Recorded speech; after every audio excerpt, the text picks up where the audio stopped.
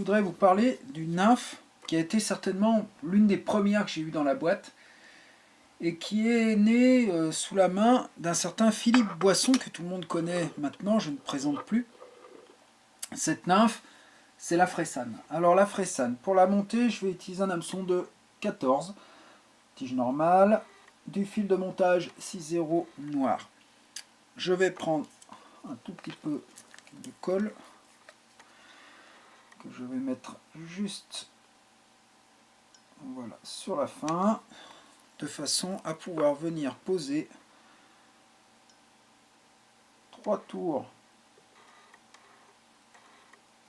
3 ou 4 tours, c'est vous qui choisissez, hein. Je vous rappelle le poids voilà, de plomb. Voilà, la colle va venir aider à fixer. J'utilise, je vous rappelle, un ciseau différent que mes ciseaux de finition afin de couper le plomb. Voilà, donc j'ai posé mon plomb, je renforce avec ma soie de montage.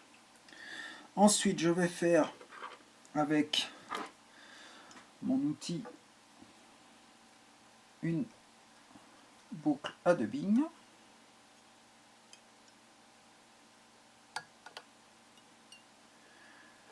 Voilà. Hop. Je vais passer comme ça. Voilà. Et je ramène mon fil. Hop. Et je vais le laisser en attente, comme d'habitude.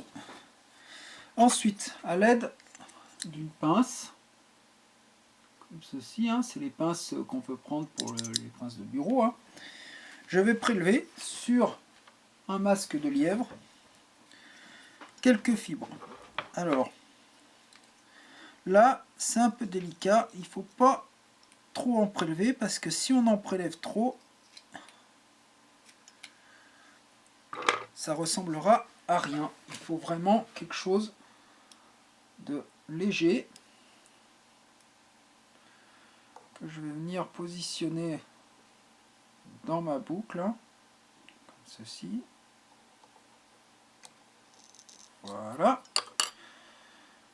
Je vais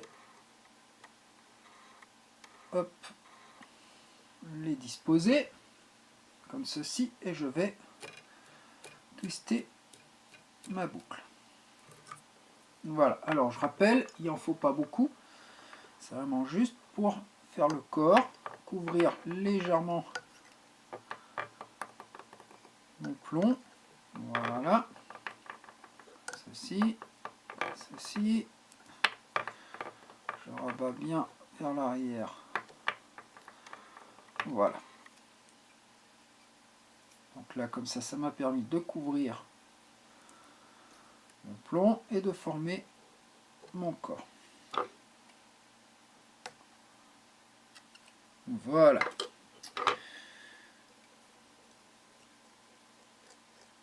À ce moment-là, je vais récupérer un matériau très délicat que peu de gens gardent. Ce sont les plumes de faisan, plumes qu'il y a au niveau des pattes du faisan. Alors ça fait comme du CDC, hein, vous voyez, c'est très souple et du coup très fragile. Et je vais venir former avec ces fibres-là mon aile. Alors mon aile ne doit pas dépasser la longueur de ma hampe.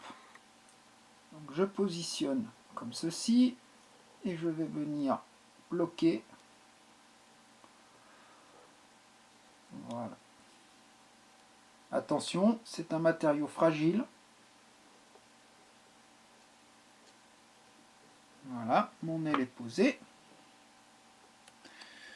Je coupe ici mon excédent.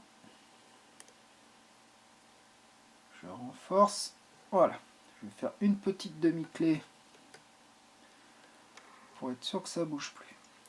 Ensuite, je vais prélever sur une plume de faisan classique quelques fibres comme ceci. Voilà, que je viens fixer par la pointe sur le côté. Alors je vais commencer face à moi, d'accord,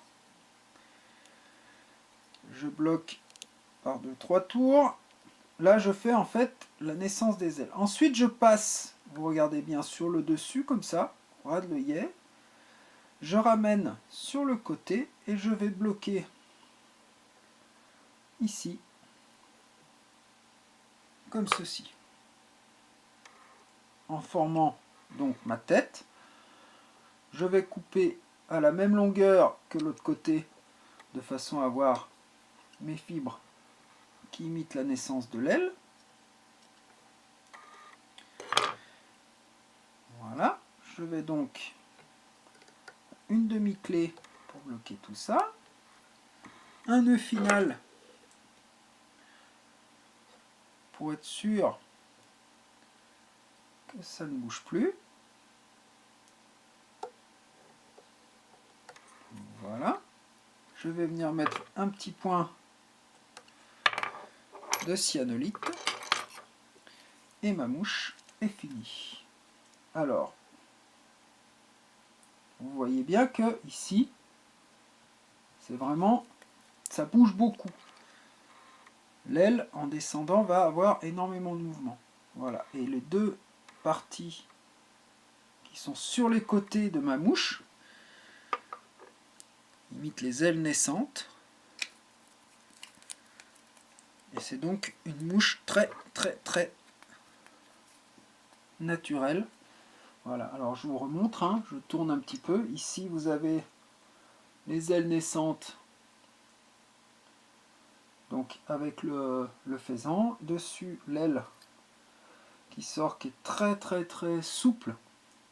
Voilà. L'autre partie ici de l'aile naissante, la tête. Voilà, une mouche magnifique, qui paraît simple à monter, mais les matériaux sont quand même assez difficiles. Et c'est une nymphe qui garde encore toute son efficacité, que j'ai utilisée sur les rivières jurassiennes, mais aussi sur les rivières de Savoie avec beaucoup de succès. Philippe Boisson, voilà, un montage de la Fressane. Merci, bonne pêche.